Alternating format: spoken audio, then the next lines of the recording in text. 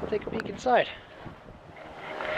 You can actually ride in something similar to this right up the road at the number 9 Mine Museum and Tour in Lansford. There's a little more open. Still very cool. There's some boots in there. I'm pretty sure they're not miner boots, but someone's used them. Big chunk of coal. Oops, several big chunks of coal. Very cool.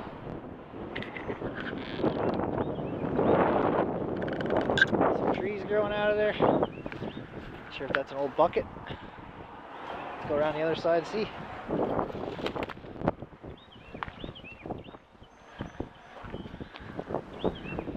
So obviously this is electric.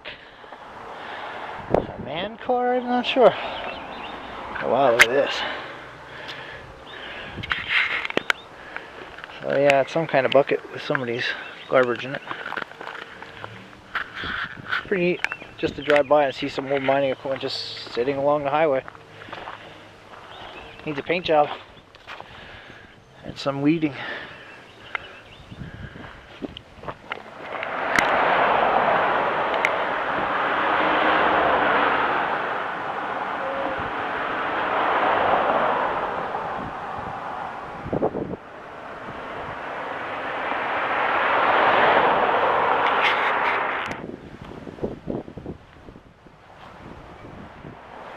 So they actually have a Mother Jones plaque down here, and it doesn't mention it. It doesn't actually mention it on here. I'll show you the plaque. You guys can pause it and read it if you'd like. But Mother Jones actually led a march from McAdoo to Coaldale, and she didn't make it to Coaldale. They managed to shut down the breakers in the colliery in Nesquehoning, but they didn't make it to Coaldale. I believe they came through Tamaqua. They got near the Sikh section, and they were actually stopped by the Army, I don't know if it was the National Guard at that point, and sheriffs ordering them to turn around and go home.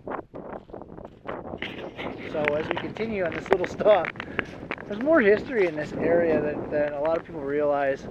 I know growing up we used to hear about it in school and hear about it from the old timers, but until you actually read the history, you really have no idea.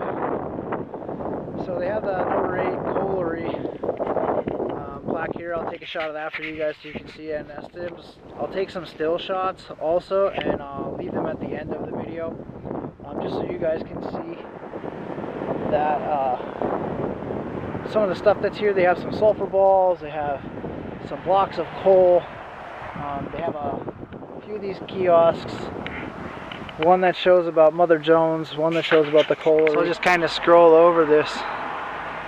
It says the number 8 colliery had $1 million breaker, an anthracite region skyscraper as its centerpiece, and was a Lehigh Coal and Navigation Company's showpiece when storied Panther Valley coal industry was booming.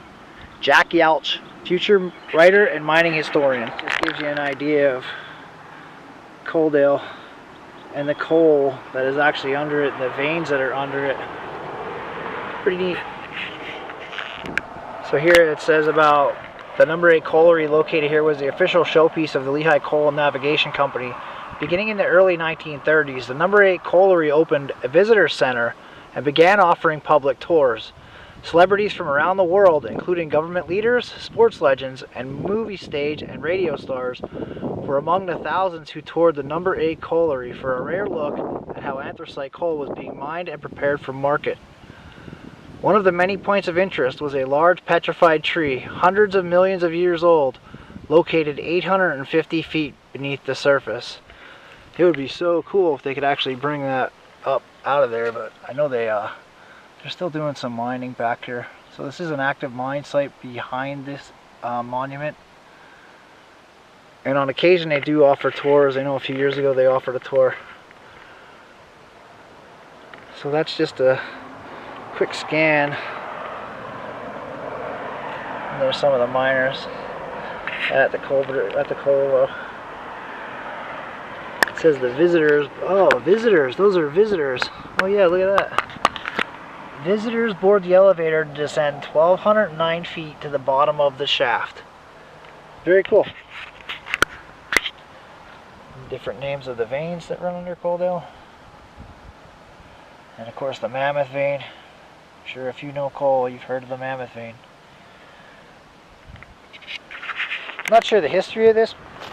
This is just some of the, shows the boreholes, or the scarring left, I should say, after they're drilled out. What they do is they drill those holes out deep into the mountain, and then they stuff them with TNT or dynamite, and they blast those holes wide open. So these are sulfur balls. There.